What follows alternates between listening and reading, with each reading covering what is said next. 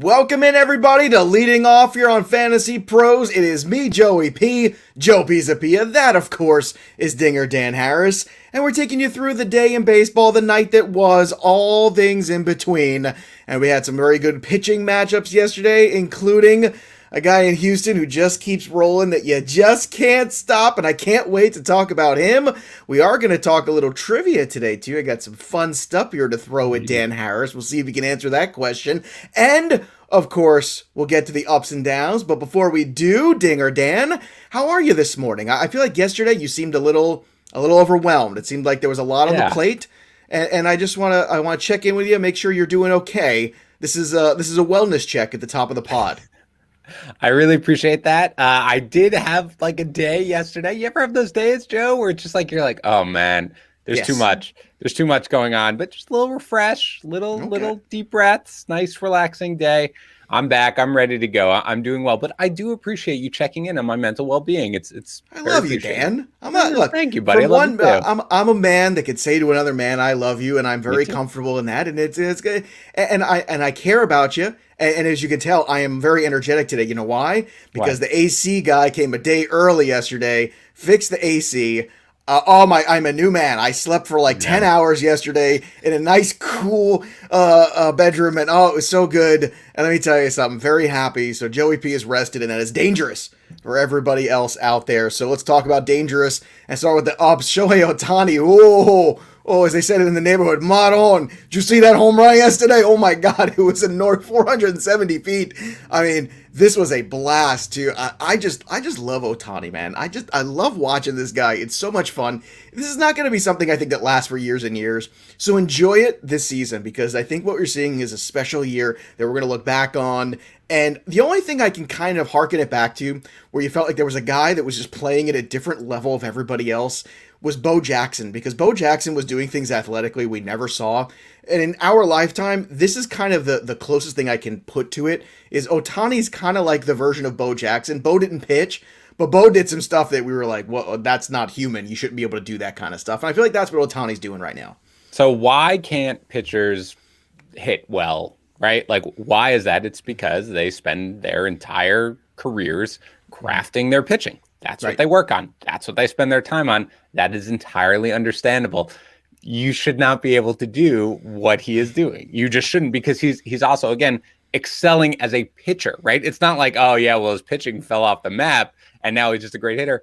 I don't know how at this level you can succeed at both. It is miraculous to watch. I hope that everybody kind of appreciates it. I've tried to explain it to like my son, be like, you're not going to see this again. Yeah, this is not how it works. No, this is not normal. It's really amazing. Yeah. Maybe it'll inspire somebody else though. That's the only thing. Like maybe somebody looks at this and goes, you know what? Why? And maybe other teams will say, maybe we do need more two-way players. Maybe this is the wave of the future. I don't know. Maybe all the coaches' sons and players' sons are all playing anyway. So why not have the two-way players too? It's going to be just like Little League, and Dan Harris is going to go work for that version of Major League Baseball someday and have to deal with all the parents. Why isn't my son playing? Why is he a utility infielder? I don't understand. All right, Framber Valdez was good again against the Red Sox. Hopefully Framber was the color of your energy yesterday if you listened to the show, because we talked about it. People a little afraid. And by people, I mean Mike Mayer was afraid about the Red Sox again. Fear not. Framber wins all. Entire Glass now 11 Ks. Oh my goodness, against the Cards. Very good start again for him. I mean, he's just been fantastic. So, wow, I'm just super impressed by Glass now. But where there's ups, there's downs. Bobby Witt Jr. loses a home run by missing home plate.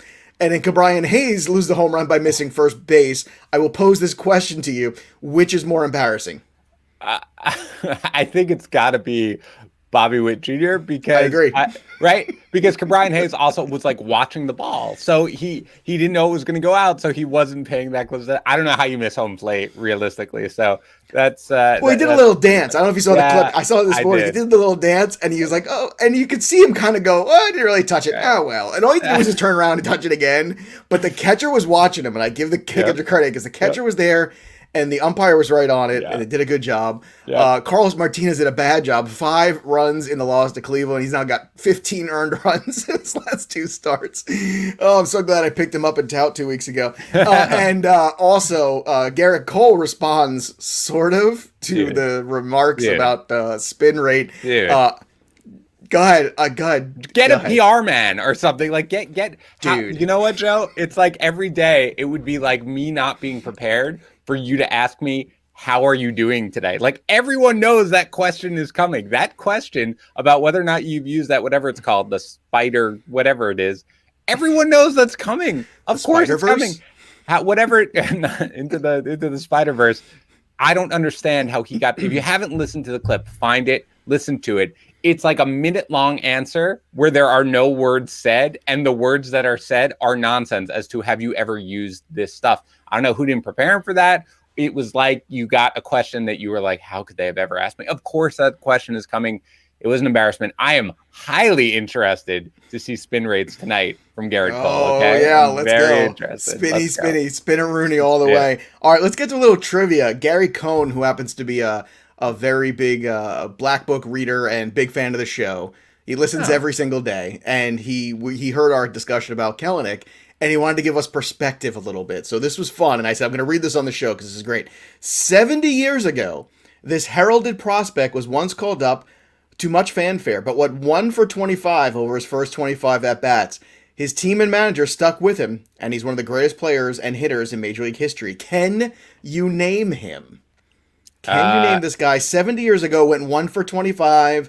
Rumblings about maybe this guy can't cut it. They stuck with him. Who do you think it is? Mickey Mantle? That was my guess, too, and it was incorrect. And no, Mike Mayer. 70 years ago, it wasn't Mike Trout. Stop with the silliness. But yeah, he had some rough goes early on, too.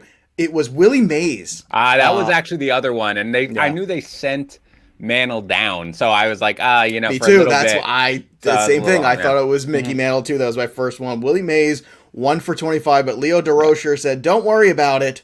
Everything will be fine. We'll figure it out." But I thought that was good for those people, looking for perspective with Kellenic. A lot of people were getting frustrated in those leagues. I think that's again, perspective is good. We need more perspective, just generally speaking. It's a good thing to have. So we do see, obviously, see the highly heralded prospect not work out on occasion. Like it certainly is something. I mean, there's a million guys. I don't know why Brandon Wood is the guy who sticks out in my mind, being like, I can't wait for this guy, and then just never. Dude, I so many shares. Oh, I know, man. but Kellenic. You said that if you say that name or Matt Moore, yeah, I immediately get the pricklies on my neck where I go, oh no, I can't. So good. But I really just I don't think. I have no concerns about Kellenic long term. I just still don't. So if you're, again, Dynasty League, for me, zero concerns, and I would be buying if I could. Yeah, agreed 100%. All right, let's move on here to some of the other performances that were good yesterday, and there were some. Pablo Lopez, I feel like he's having the quiet season that nobody's talking about. 8 innings pitched, 2 runs, 8 Ks against the Rockies, but yes, it's the Rockies. Pete Alonso was the only bright spot for the Mets yesterday with 2 dingers, which somebody had in our contest. Yeah. Which, if you haven't joined Discord yet to get in the contest, I don't know what's wrong with you. What are you even doing with your life? Get in there. Come on. The good chalk was good. Walker Buehler, 7 shutout innings, but just 2 Ks against the Pirates, so it's a little like, not quite what you wanted. But luckily, Framber made up for it, we talked about. Matthew Boyd had a good start against the Mariners, increased his trade value on the open market. Brandon Crawford hit 2 dingers. He's up to 14. Sell. Sell on Brandon Crawford. It cannot last this. I'm telling you right now, sell. Shane Bieber, I feel like that crazy guy was that Mad Money guy. I'm gonna roll up my sleeves and just sell it. What are you doing? Jim Kramer. Yeah. Nailed it. Yeah. Sell it. All right. Shane Bieber, 6 innings pitched, 5 Ks for the Cards against the Cards. Robbie Ray and Carlos Rodon.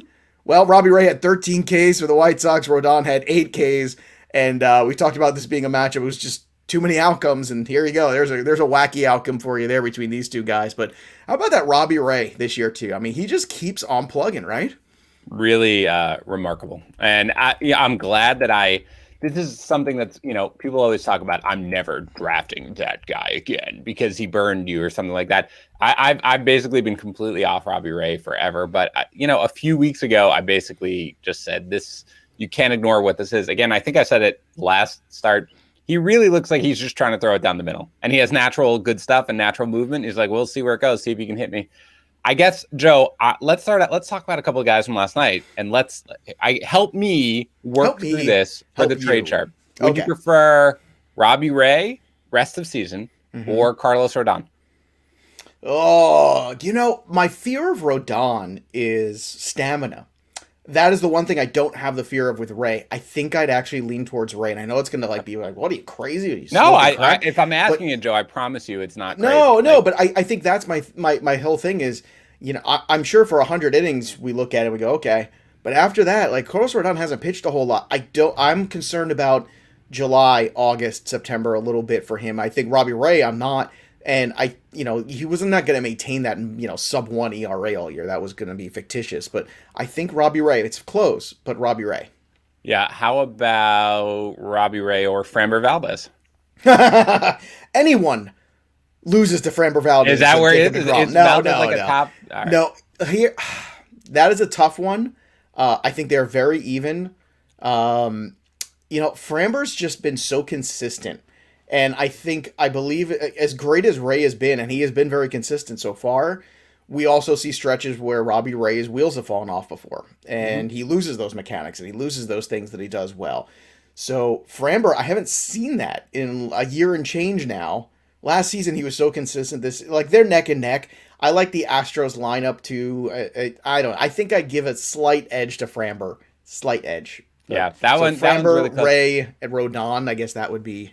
Okay. I'm higher on Framber than everybody. Look, they're all right there. They're all right there. The weird thing with Ray is just, I mean, he has a 44.4% ground ball rate. Like, if he can manage to not only avoid walks, but somehow now, he's only a 17% line drive rate.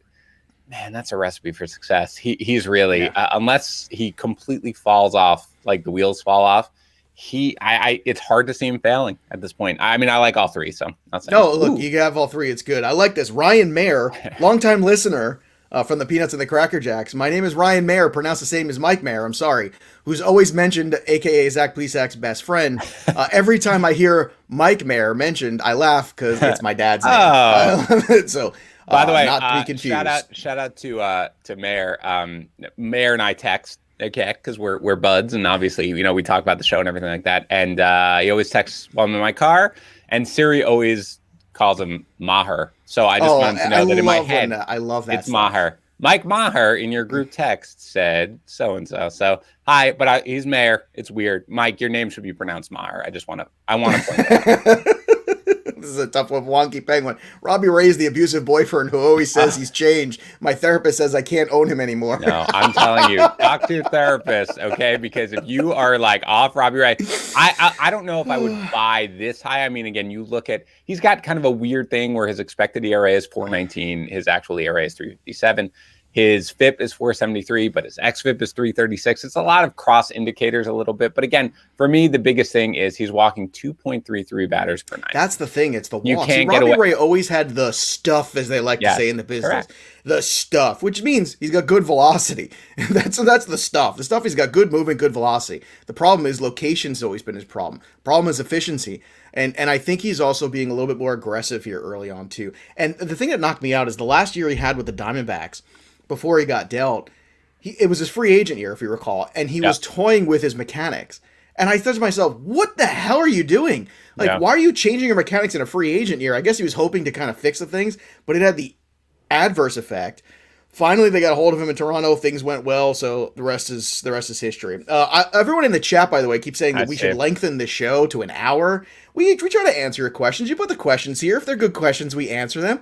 You don't want us for an hour. The fact that we do a half hour, it leaves you wanting more. That's way better. And I will make it clear, this is a podcast, just to be, so there are the vast majority of people who are hearing us right now are probably driving in their car or walking their dog and listening to us. So answering that many questions and full questions in an hour, like, be a little counterproductive, but I feel like you do a great job getting to them, Joe, and mixing them in the show. So we try. I'll say this is what Discord's for. I was in there yesterday talking about that first round with people yesterday afternoon.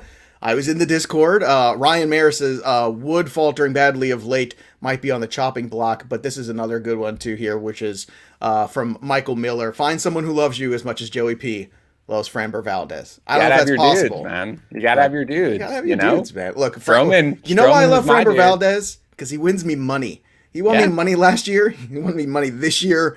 I like the guys that win me money, okay? Yeah, all right, some injury notes here. Sonny Gray left to start with groin tightness. Ow. Joey Gallo left the Rangers game with groin tightness. Ow. Yes. Speaking of groins, I want to tell you about Manscaped. That's right, Is. the Lawnmower 4.0.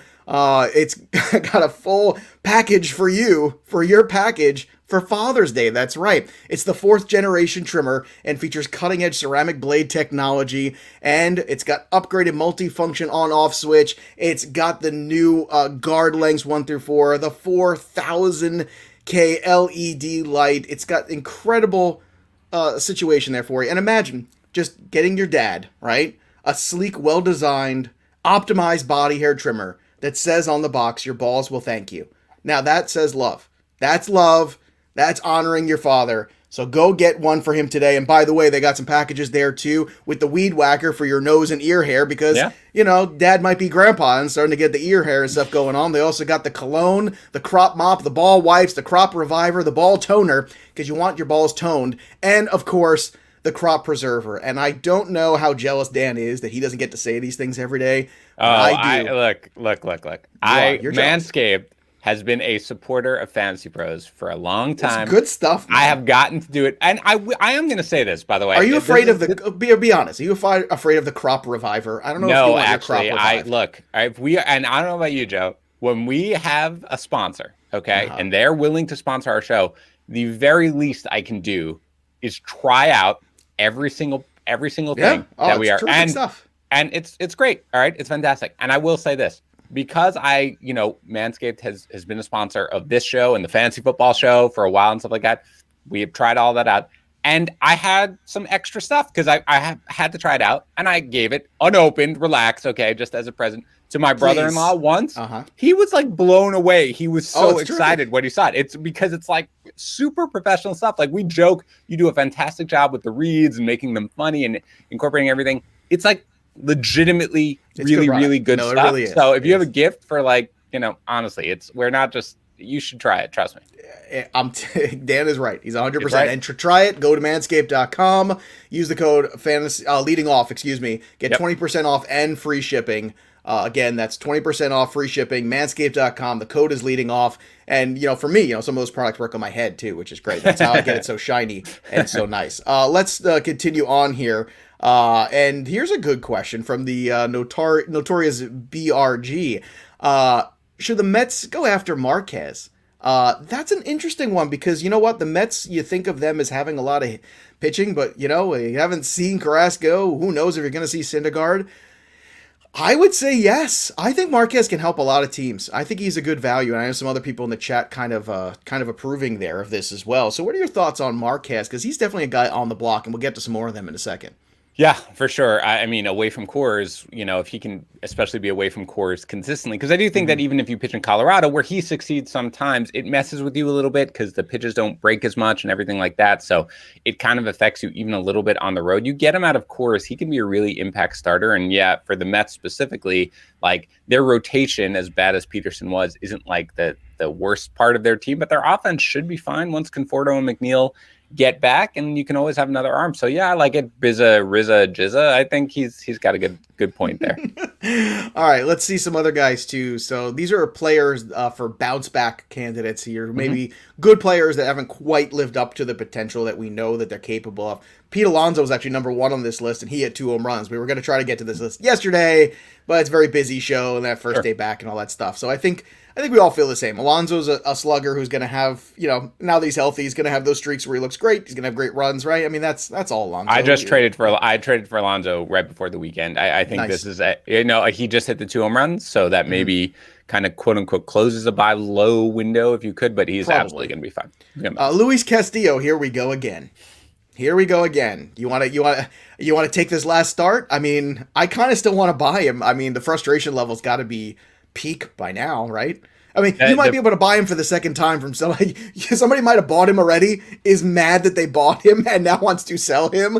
He's like the Village Bicycle in your league. Everybody's getting a turn with Luis Castillo. I tried to buy him low before he had like 3 more bad starts, and the manager who rostered him would not trade him. And had I bought him low at that point, I'd be pretty frustrated. And maybe one start changes everybody's mind. I don't think so. I am still buying low, and that's especially true if you are you need to take chances. You depending on if you're in first place, like necessarily, and you're coasting along and you look good.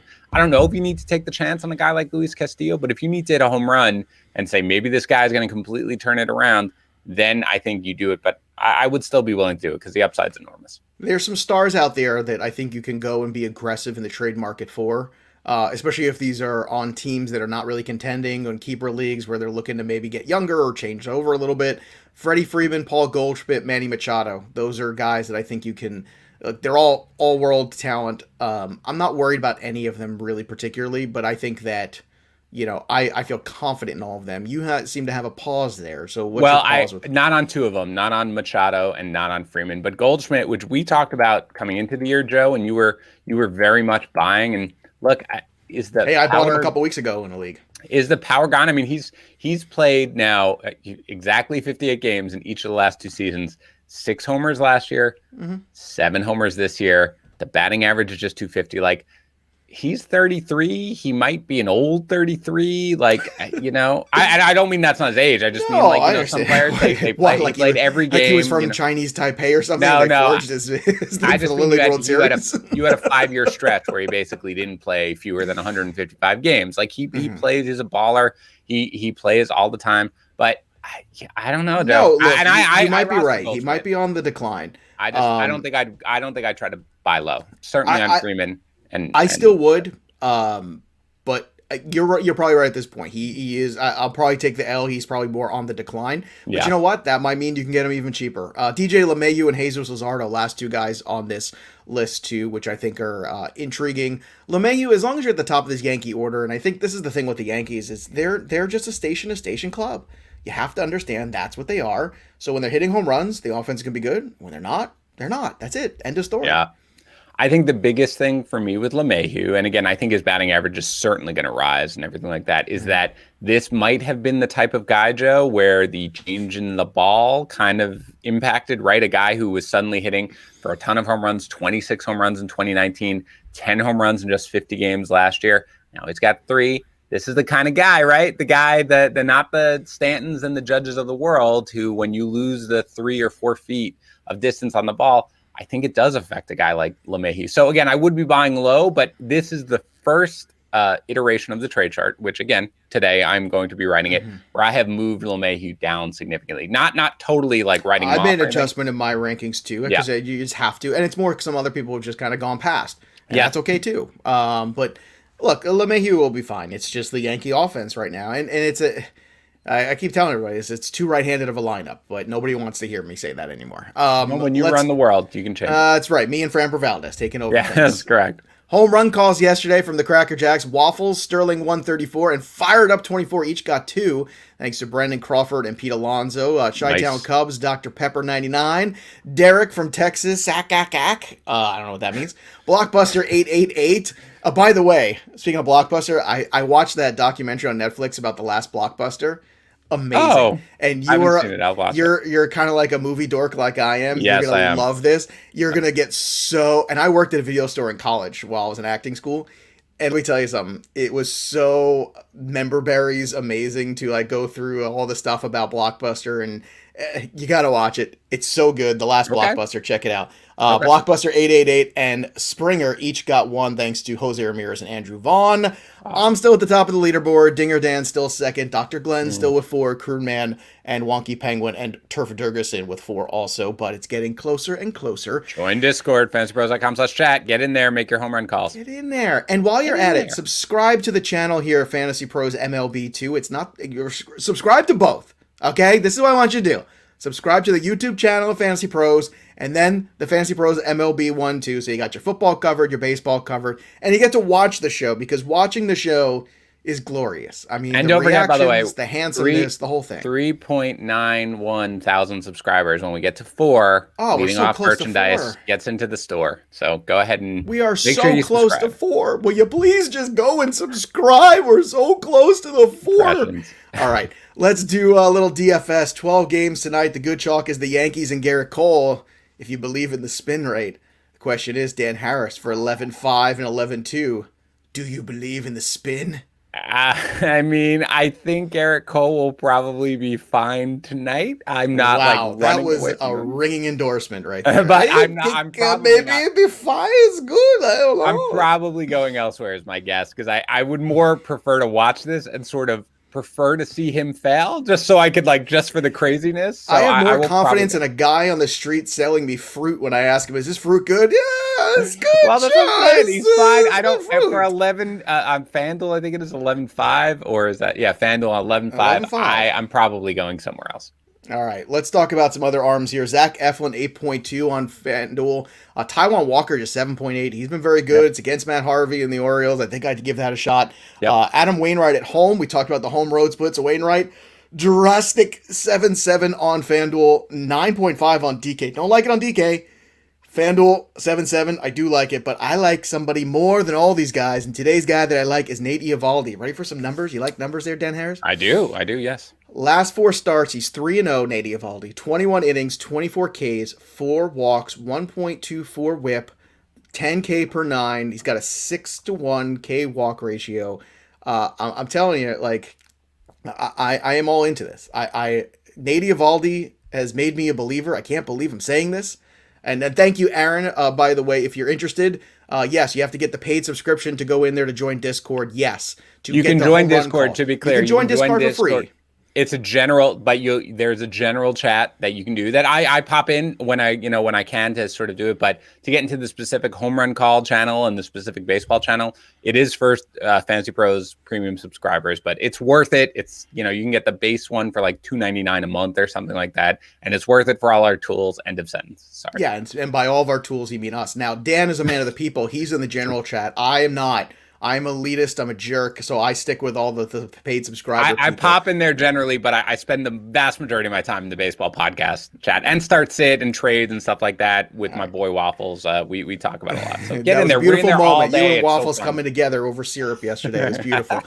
Zach Eflin, 8.9 on DK. Taiwan Walker, 8.6 on DK. Evaldi, 8.3. So I like Evaldi on both sides. And Austin Gomer, who also not a fan of. Everyone knows that. But on the road today, his home road split's very different.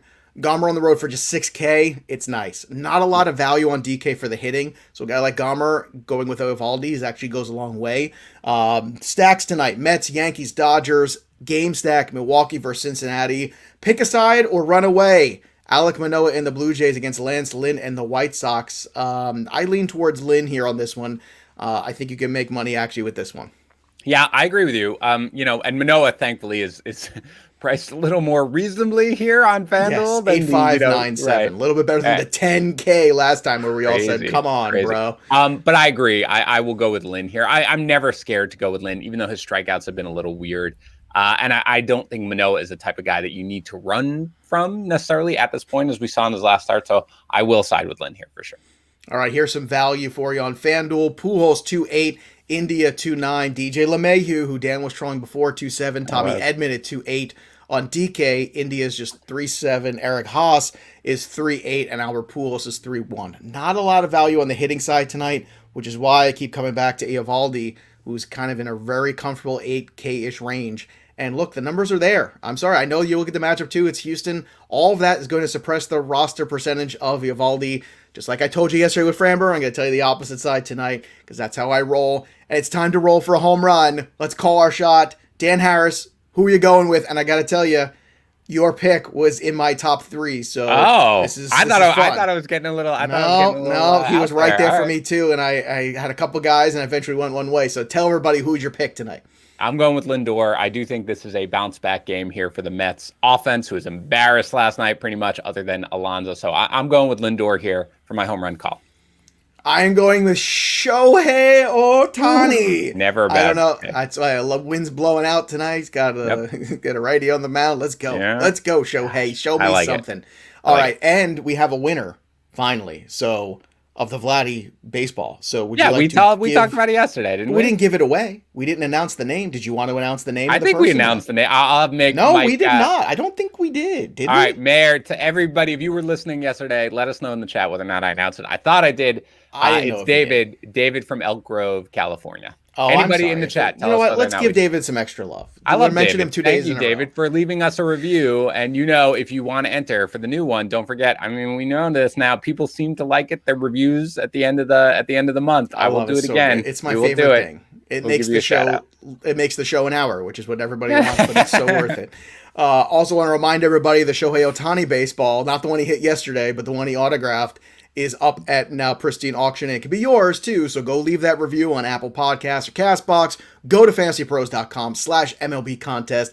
Get it done. Fill out the form. Show them your screenshot. Win some balls. We got that kind of ball to give away, and we got Manscaped lawnmowers coming your way too. Everything's for your balls here. That's what we're trying to do here on Leading Off. But again, manscaped.com, code Leading Off. All the Father's Day packages are available for you. Now, that'll do it for us. Again, go hit us up on the Discord if you want to, and maybe one of us will tweet out that link too, in case people want to get in there and get in this home run calls. We're so close. Subscribe to Fantasy Pros MLB. We're so close to 4K. I want that swag. I want the Leading Off shirt. Let's go. All right, that'll do it for us, but the story of the game goes on. For Dinger, Dan Harris, I'm Joey P.